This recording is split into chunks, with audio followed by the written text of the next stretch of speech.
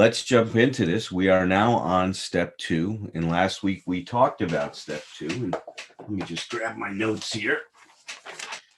So what we talked about was that as we work the steps, there's an energy that develops, right? It's a charge, and I want you to think of it as a charge. And that charge prepares us for what's going to happen in the next step. The charge that was developed in step 1, when we took step 1, was this idea that we were powerless over alcohol, that our lives have become unmanageable. And I've talked about, obviously, in terms of emotional sobriety, we're not talking about sobriety from alcohol. We're talking about an emotional sobriety. So it's really focused on the second half of that first step, that our lives have become unmanageable. Now, Bill was relating that obviously to what happens in our lives when our lives get hijacked with addiction and how unmanageable our lives become. But there's also an unmanageability that started well before we picked up a drink or used or whatever kind of addiction entered our life. Now, that unmanageability was created by an unconscious process. And the unconscious process that we developed was that we had this idea that if we somehow could control and manage life to be what we thought it was supposed to be, what it should be, that we would be okay. And so when we talk about that we were powerless over that, we're powerless over it until we become aware of the forces that were driving us. Sigmund Freud had a great comment. He says, we are being lived by the forces within us. When we try to manage and control everyone, that our life becomes unmanageable. So that is the powerlessness that we come to admit and accept in step 1. Now we're left with this existential identity. I know that that's not working. I know that this is not a good way. I know that these fatal dependencies have to be cut away and cut away at depth, but I've got no idea how to do this. See, that's the dilemma we're left with in step 1, and that's the charge that starts to develop. My God, I'm in trouble, but I don't know what to do. What's going to happen? So now Bill gives us step 2, came to believe that a power greater than ourselves could restore us to sanity. I told you last time that the therapeutic effect of that is the installation of hope, the hope that there's another possibility in our life. And I shared last time how when the studies have been done to compare what goes on, let's say, in medicine with a shaman and with psychotherapists, that we do the same thing. And a lot of therapists and medical doctors would not be happy being compared to shamans, but we instill hope. We give people an idea of what's wrong and what they need to do to fix it. And that's what we're doing here, is that what we're seeing is that we need to surrender these expectations that life has to be a certain way for us to be okay. Now, in this step, we talk about, we came to believe that a power greater than ourselves, and that's what I wanted to talk about tonight, could restore us to sanity. Well, we mentioned last time that the definition of sanity is quite simple. It's a soundness of mind and judgment. So if I believe that things have to be a certain way for me to be okay, clearly I'm insane. That's not a soundness of mind and judgment. That's saying, if this happens, then I'm okay. If you do what I want you to do, then I'm fine. Well, that's not good judgment. That's based on what we call living life on a contingency. My well-being is contingent upon what you're doing or what's happening in life. So with that, I'm never going to keep the emotional center of gravity over my 2 feet. It's determined by what's happening around me. Now, we originally came into this world without expecting things to be different for us to be okay. We were just okay being who we were as when we first shown up. We didn't have all these rules in our head about what we were supposed to be and how we were supposed to be for things to be okay. We just were completely present to whatever was happening. If we needed to pee, we peed. If we needed to poop, we pooped, whether we were in a diaper or not. If we were hungry, we just let the world know, I'm hungry. Somebody feed me. Now, at that point in time, we couldn't mobilize ourselves to get our own food. I mean, to some degree, the child has to attach to the mother's nipple to get the milk. So there's a participation there. But we were incredibly dependent on our environment for our well-being. There's no question on it. But there was something else that was happening to us when we were infants. And that's the power that's greater than ourselves. There was a force operating in us that was continuing to move us towards being what we could be. No one had to tell you to start crawling. You wanted to crawl because you wanted to become ambulatory. You wanted to eventually walk. You were looking around and seeing these other people walking around. You said, I'd like to participate in that. That desire to be what you could be came inside of you. If that child wasn't around other people, that child would still want to walk because that's the possibility that our nervous system creates. That force, whatever you want to call it, is what I see of power greater than ourselves. You did not decide to do that. That force decided to get you to move in that direction. That force was moving you towards actualizing what your potential was. That's the force that is always moving us towards wholeness. I think that's what being holy is all about. Holiness is moving towards this wholeness in our life. That's the power greater than ourselves, and that's in you and me. Now, we lose sight of it as we get older. We forget how powerful it is. We don't have faith in it, but it's there.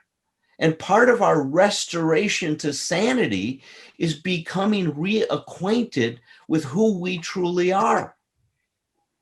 Our false self said, I need things to be a certain way to be okay. Our true self says, no, I need to be a certain way to be okay. That's the power greater than ourselves. That's in us and always moving us in that direction. And this is a powerful, powerful thing. So when we talk about the restoration of sanity, think about it as the restoration of your true self. Think about it as the restoration of self-actualization. Think about it as the restoration of this desire to move towards being what you can be. That's what's in us. And that is the force that the 12 steps are going to help us release so that we can achieve emotional sobriety. And having hope that that's possible is an important step in that direction. And we have hope, but how? Well, by being in a room like this and hearing other people starting to achieve emotional sobriety. Bill even talks about that, is that as he looked around, he started to see some old timers, is what he called them, people that were in the program for a long time, starting to achieve these results, starting to find a way to be okay, even if things weren't working out the way that we want them to. That's the incredible promise and hope that we have as we sit with step 2. So now we start filling ourselves with this hope.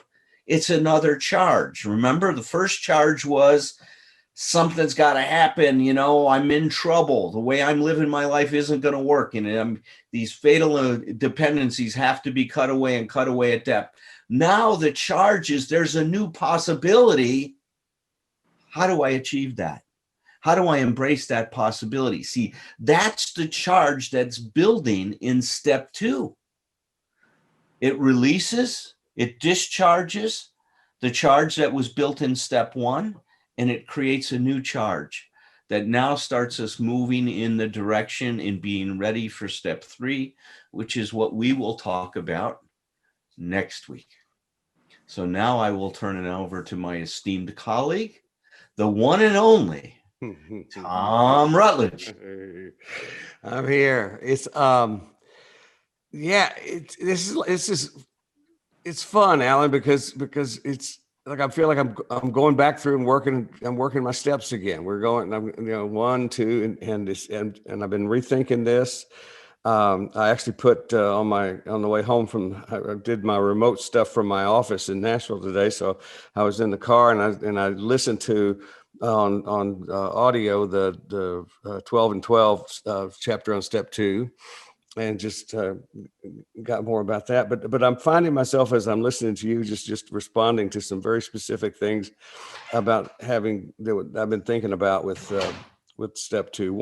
One of them is sort of what we got to last time, which was that we don't have to do it all at once. I said that Father Martin made that point, in the thing I had seen, and I really have just resonated with it, this idea that step 2 is a place for us to all catch our breath after we have to do this horrible thing of admitting that we're powerless over, and that our lives unmanageable, which it seems so frightening to people.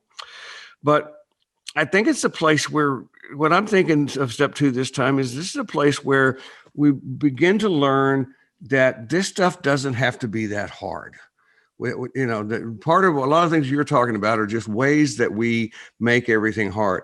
In the 12 and 12 with the chapter on step 2, it talks about the different brands of people with their gods and resistance to God and everything. And it's just like you come into step 2 and now you've gotten through the resistance of admitting about the alcohol, or in this case the other powerlessness we have. But now we're challenged with this thing about a power greater than ourselves, and we as human beings make that complicated, And I think there are ways for us to simplify it, and you're touching on something that I really do have found really helpful to believe, and that is that believing in a power greater than ourselves is about becoming a part of a power greater than ourselves. Because for me, the power has always been, this is nothing original to me, but the idea that you and I are a power greater than myself has always been a very simple and easy thing for me to get. I've never, I've helped people through trouble with the word God and all this other stuff, but I'm going like, you know what? It's like, it's not hard. You and I are smarter than, the way I think about it is I'm not smarter than my addiction. It will outsmart me if I go one-on-one with it sooner or later. But you and I are smarter and stronger than my addiction, and we're smarter and stronger than your addiction. So I finally took it to a place where I say my religion is this. I have this idea of the exploding God, and the exploding God is that basically the Big Bang thing is that God was whole, and then he just exploded, and we're all pieces. And we're all working our way back. It's just coming back. We're just, every one of us is a fragment of God.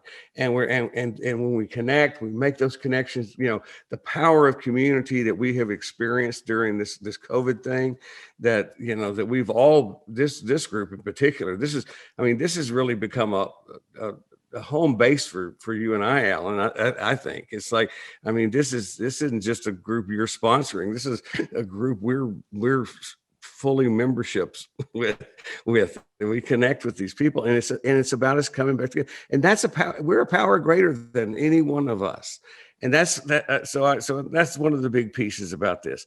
The other thing we talked about last time that you touched on, and you touched on again about, is trying to understand what sanity is.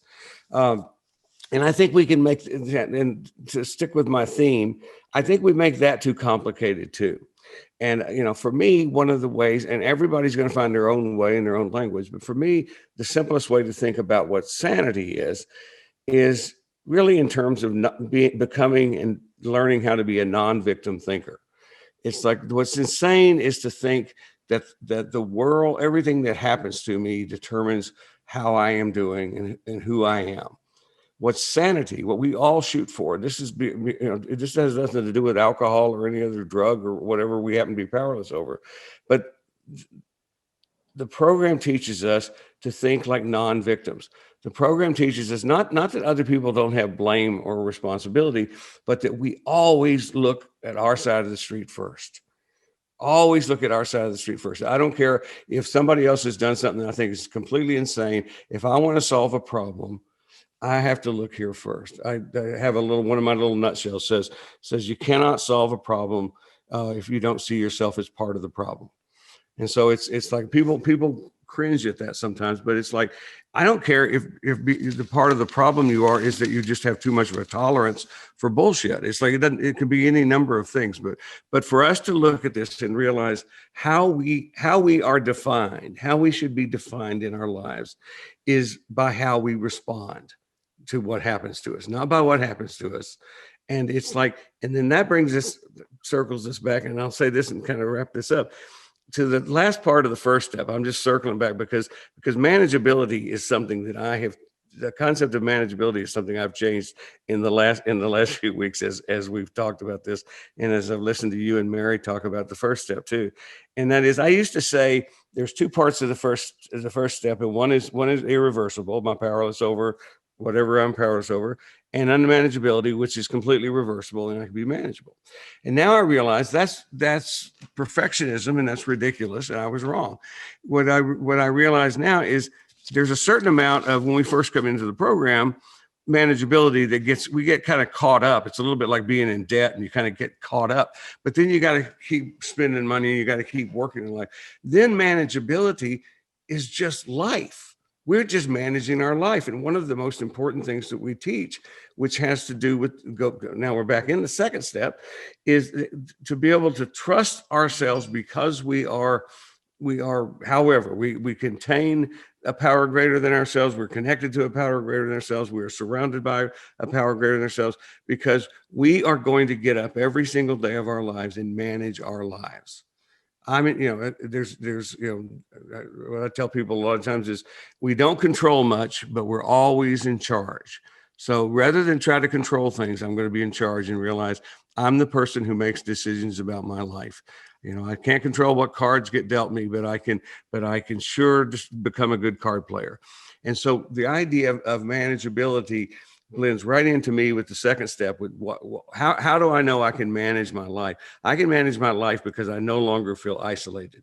I can manage my life because I feel a connection, a place, a home. There's a place for me to be. We all need that. And a lot of people grow. One of the things I've learned in being a therapist, a lot of people did not grow up feeling like they just had a place in this world. And it's like, our community, this community, other just connections, our friendships, it's one of the things that is those are powers greater than us, and that gives us a place, and that gives us security. It gives us an opportunity to be able to get up, stand strong, and manage our lives on a one day at a time basis. That's all I got to say about that. Bravo, bravo, bravo. So you've applied the Big Bang Theory to psychology. I love exploding God, man. It's just like this. God's, and you can say, well, he's everywhere. It's like, look at this, man. It's like, and then that we're all coming together. And I love, that's my favorite. It's like, works so well, man. Yeah. It's like maybe I'll start a religion. Well, please don't do that. Okay.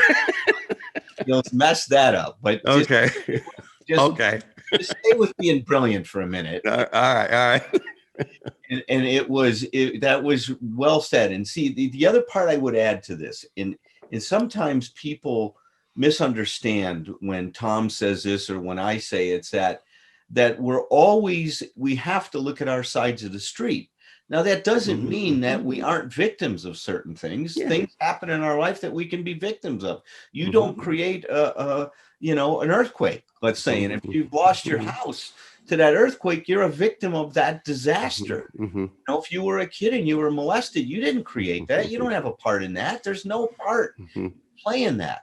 But what Thom and I feel very strongly is that you can learn to deal with that so that you aren't victimized by being a victim.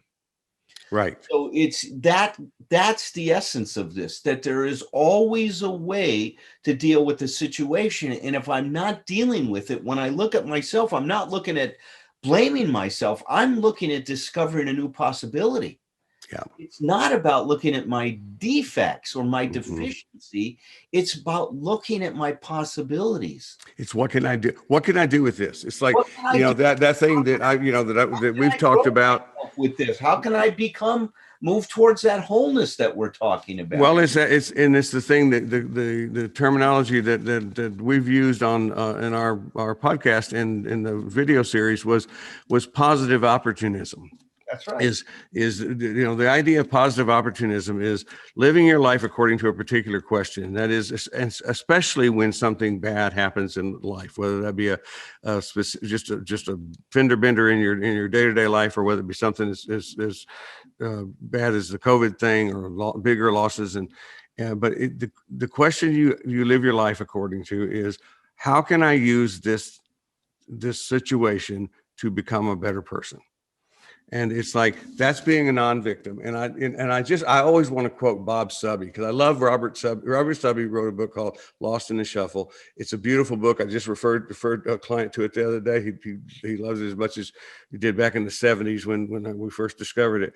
But Bob Subby, in his book Lost in the Shuffle, which is a lot about codependency if you didn't come from an addicted home, is the way I would summarize it. But it's like he has this great line in there, and he says, as children we're victims, and as adults we're volunteers.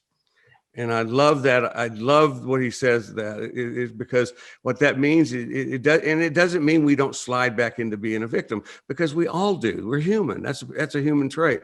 But it's like, when we can catch ourselves and get back up, brush ourselves off, and say, okay, now what can I do about this? That's being in charge. That's being a non-victim. And to keep it with the second step, to me, it is the connection to the power greater than myself that makes it possible for me to get up every day and go do that.